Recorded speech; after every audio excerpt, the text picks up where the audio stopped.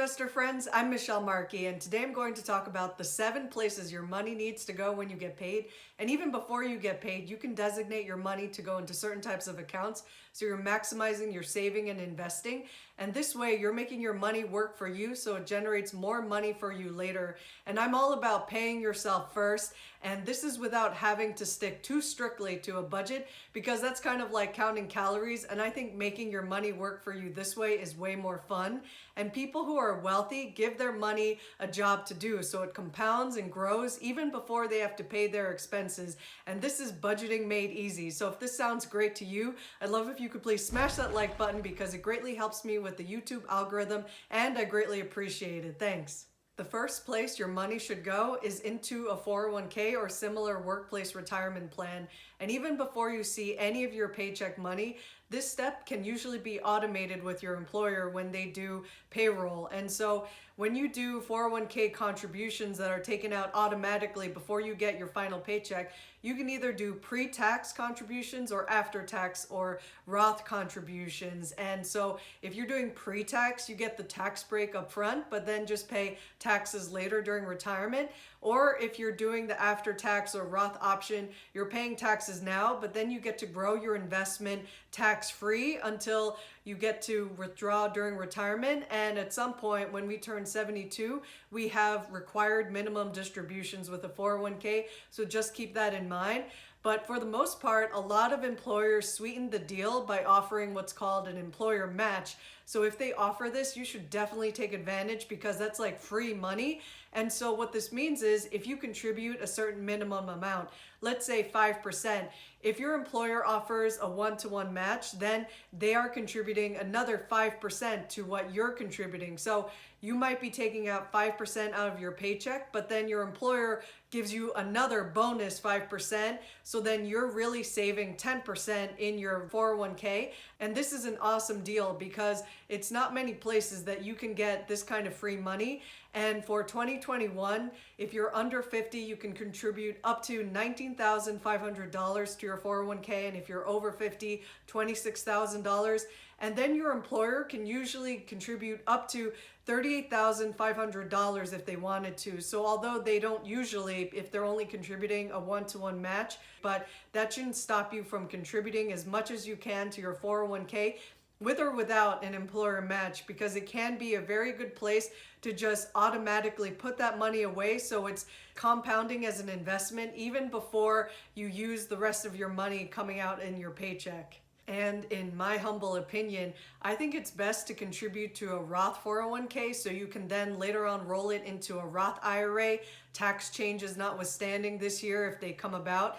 But in general, I have a video about why I think a Roth IRA is superior, and it's because you don't have to have the required minimum distribution starting at 72 that you would have to take with a 401k, whether it's the Roth or the pre-tax option.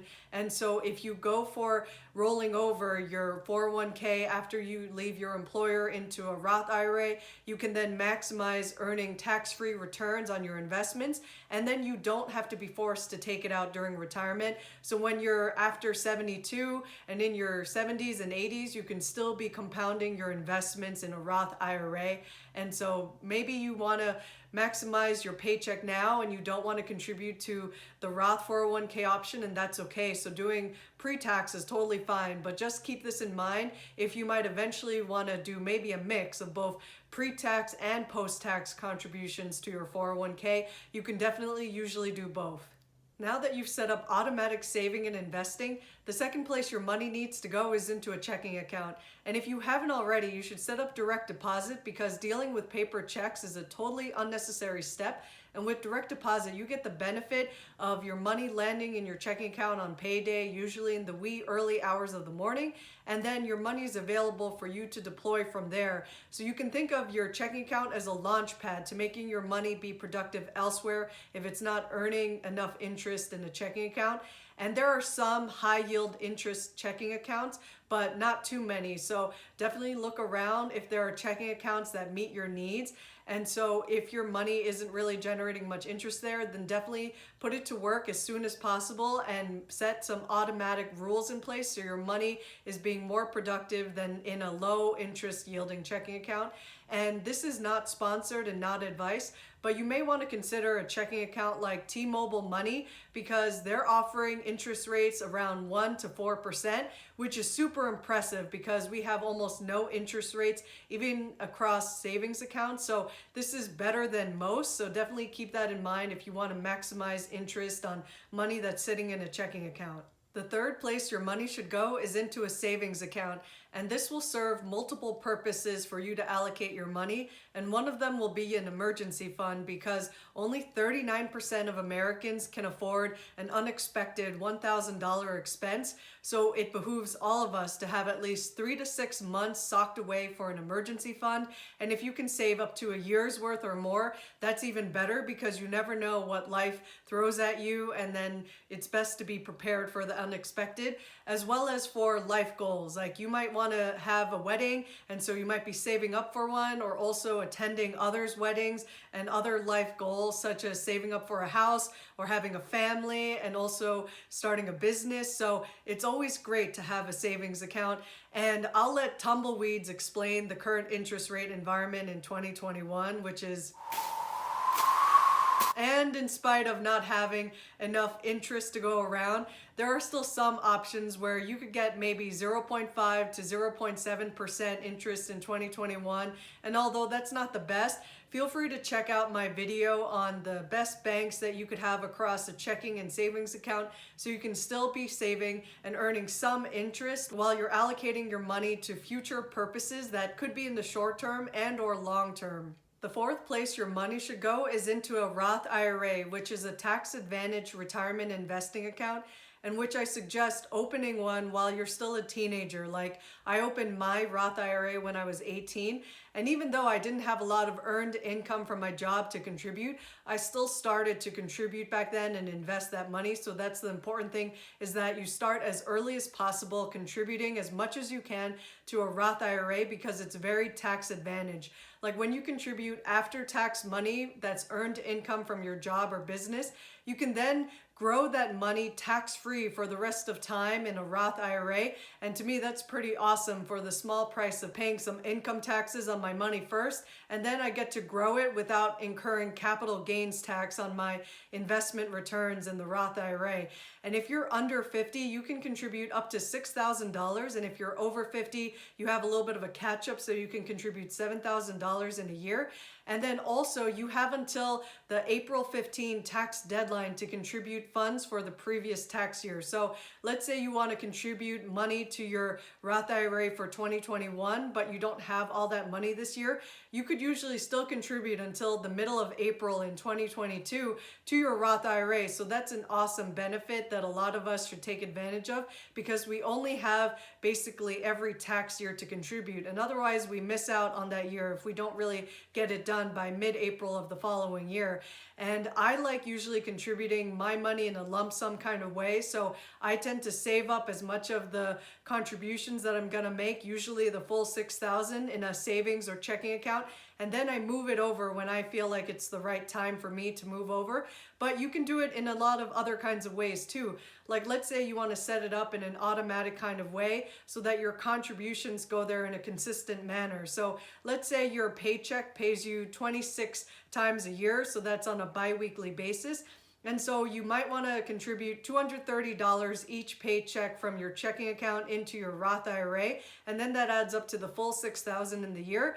Or you could contribute $500 per month, and that also adds up to $6,000 in a year. And there's many ways that you can go about this. Like you could do it self-directed by opening a brokerage account with places like Fidelity, Vanguard, or Charles Schwab, or also with a robo-advisor such as Ellevest, Betterment, and Wealthfront. And feel free to check out my video about the best places to open a Roth IRA for my review on these. Place number 5 is a health savings account, or HSA, if you qualify and want to go for a high deductible health plan, which basically means you're willing to pay higher deductibles when you file medical claims with your health insurer. And this is where individuals can contribute up to $3,600 a year. And for families, they can contribute $7,200 a year.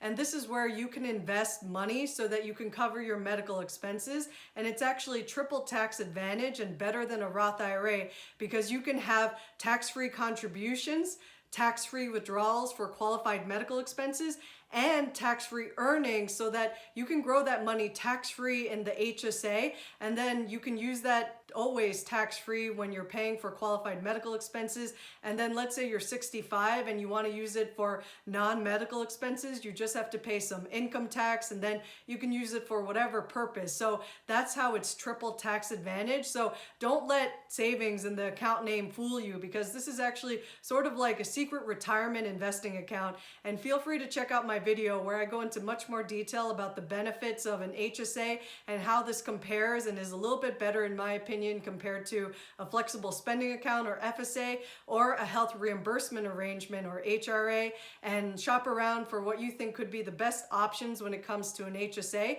And this is also similar to a self-directed Roth IRA where you can invest in just about anything like stocks, funds, and a lot of other things that you normally would with a Roth IRA.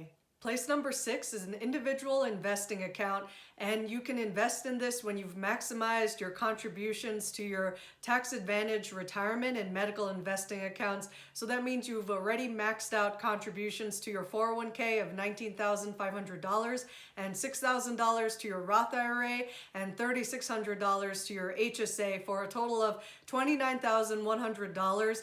And so if you still have money left over, then putting that money into your individual fully taxable investing account is a good place to go. So I only do this when I think there's a good buying opportunity, such as my favorite company stocks going on sale. And so I'll move money from my checking and or savings account into an individual investing account and then put my money to work that way. The 7th and final place is our expenses, including essential living costs and non-essential wants.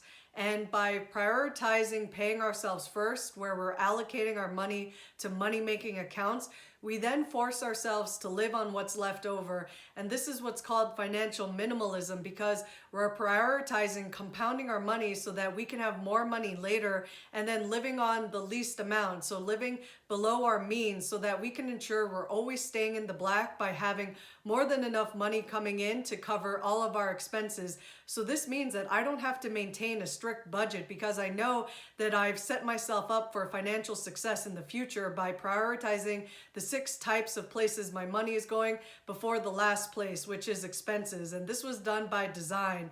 So I think all of us can do this. And if you'd like some more specific account ideas, feel free to check out my video, 7 accounts everyone needs for financial freedom. And one way that I make the value of my dollars stretch the furthest is by putting as much of my expenses as possible on credit cards, as long as they don't incur an additional fee. And I make sure to pay my credit card balances in full and on time every month, so I never owe any interest to the credit cards.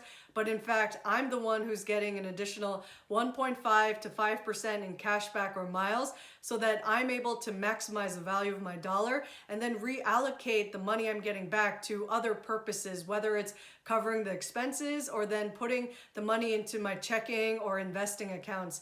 And so this way I'm always staying on top, and I can always rest assured that my money is compounding for me and increasing my wealth every day, because I'm always making it be as productive as possible, and I'm never the one losing out.